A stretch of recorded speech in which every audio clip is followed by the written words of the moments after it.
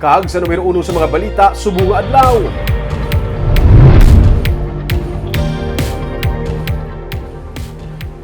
Diesel, mas mahal na sa gasolina.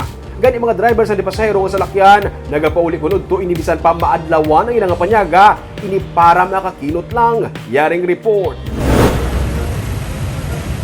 Antes pa man ang super big time oil price hike, amo sinang sitwasyon sa isa ka gas station sa East Center sang Bacolod sang kagabi. Pilahay ang mga salakyan sa tanan nga side sang gas station. Ang iban nga salakyan yara na sa dalan. Naglingagaw sila patugong kay pagkaaga. Amo na sini ang presyo sa produkto petrolyo. Line of 7 tanan.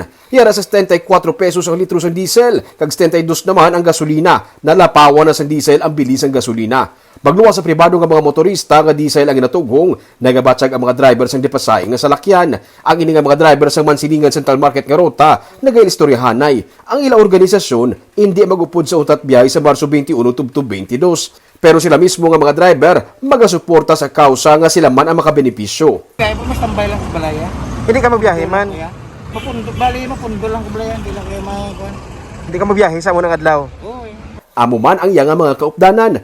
Mahimo na lang sila kuno sa placards para ipanawagan ang pagkakasa excise tax sa diesel para mapahagan-hagan ang epekto sa mga driver. Tagduha sila ka oras nga nagapaugat sa paradahan sang sa maglibot kay hindi na pwede makauyang sang krudo sa kamahal sini.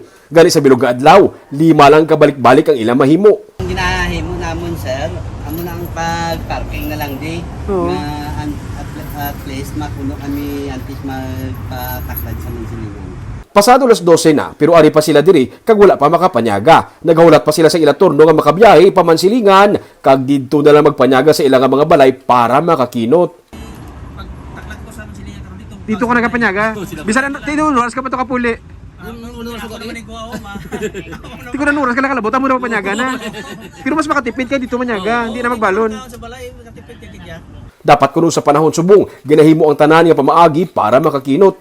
Saka sa pleteng isa sa mga ipanawagan man sa pag-utat biyahe sa banason nga semana.